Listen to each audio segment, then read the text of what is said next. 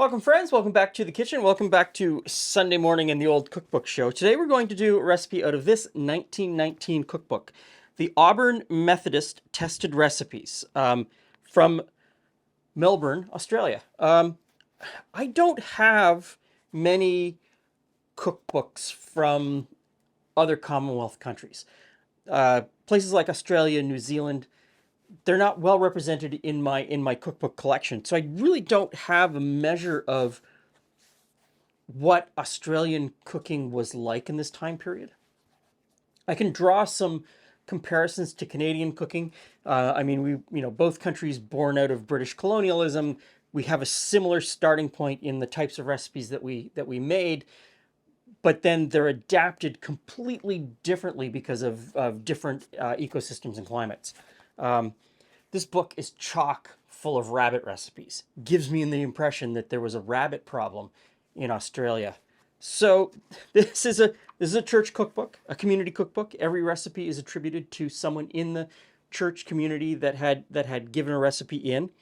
Today we're going to do a recipe sent in by Mrs. Tuckfield, and it's called Aunt Lulu's pudding. Just like pretty much every church and community cookbook that I have collected from anywhere on the planet. Heavy on dessert and sweet recipes.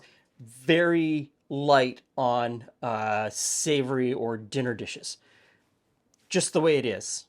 And that is a lengthy discussion. So in here I've got flour, salt. And so you'll notice the recipe is, some of the stuff is in pounds. Some of it is in tablespoons and teaspoons, and some of it is in imperial. It asks for 2 tablespoons of sugar. An Australian tablespoon is different than an American tablespoon. Theirs is 4 teaspoons, whereas the American tablespoon is 3 teaspoons. So in that goes. I have noticed from this book that baking powder isn't really used, so I'm going to add baking soda and cream of tartar. The cream of tartar is the acid that will activate the baking soda.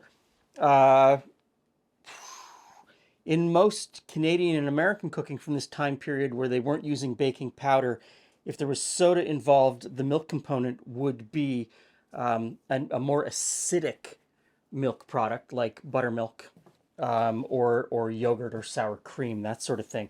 The acid there would activate the leavening agent. Okay, so I'm just going to turn this on and mix those dry ingredients together. Great. Now, in goes the butter.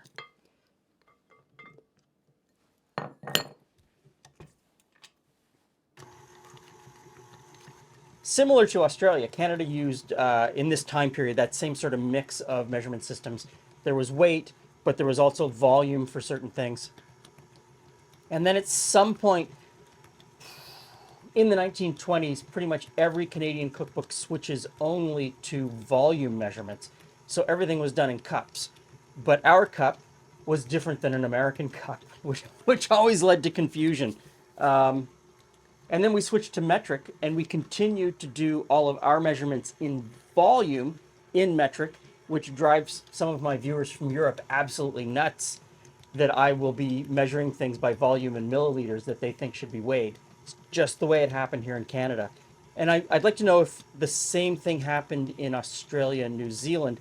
I see contemporary 2024 recipes from Australia that also use metric volumes for pretty much everything. I know that we adopted the same size measuring cup, the Commonwealth cup, which is, again, a different size from the current American cup. Okay, this is mixed together and it looks like wet sand. So now in goes an egg. And I'll start pouring in the milk.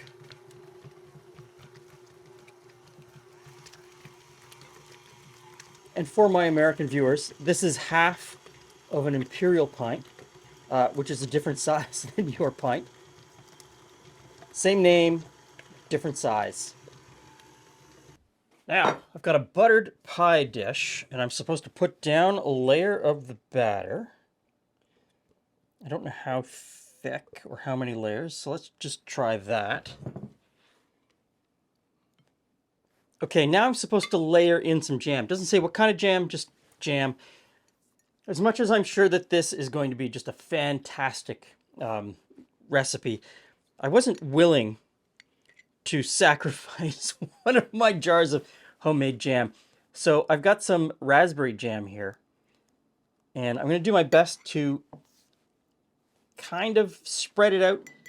The problem is the batter is pretty loose, and any effort I think to really sort of smoosh this around is going to result in the two mixing together.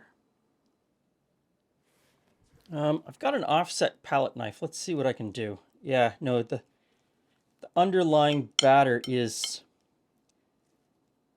too thin.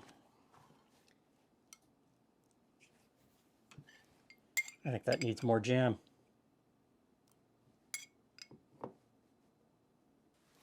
Does it say which layer to end with? Layer of mixture, layer of jam, alternately until dish is full. Okay, so let's put on a thinnish layer this time. I should have gone a little thinner on the first layer. Mix that around. So you know how layers work. I'll put on another layer of jam.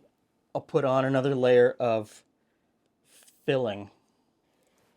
Okay, so I'm supposed to cook this in a brisk oven. So the oven is set to brisk, 425. I'm hoping that's brisk enough.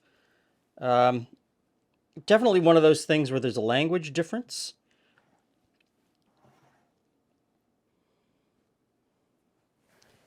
Away we go.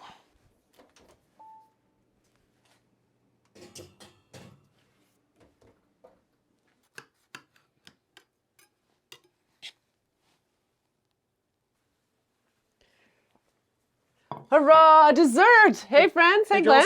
So, I had a little bit of an accident getting it out of the pie plate. So this is the nice side, so only show them this side. Okay. There we go. Now don't look at this side. I buttered it as instructed, but it's still stuck a little bit. And I'll just have to keep making them to see how it works out. What's inside? Is it? I'm gonna try some of this compote over here. Raspberry jam. Oh, that's really good. I like raspberry jam. I like raspberries. So the compotes are... So you need to get the jam and the cake together, because the cake is flavorless. You saw what went into it. There is no flavor. It's very moist, though. It is very moist, yeah. And so,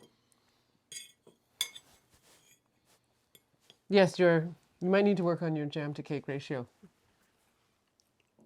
Was it just folded in the middle? Like, how did it go in the middle? layer of batter, layer of jam, layer of batter. So that's funny how it all works out, because it doesn't look like a layer. Well, the jam was too stiff and the batter was too thin, so you couldn't really get a good layer. I do like... Maybe a little less milk in the batter, and maybe heat the jam so that it spreads a little easier, and you could get better layers.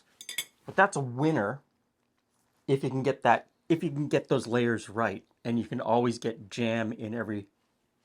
So if you have a secret that you can share, please do, because we are clearly still learning how to make this recipe. If you know Mrs. Tuckfield or are a descendant of Aunt Lulu, let us know how Aunt Lulu made it. Maybe your family holds the secret.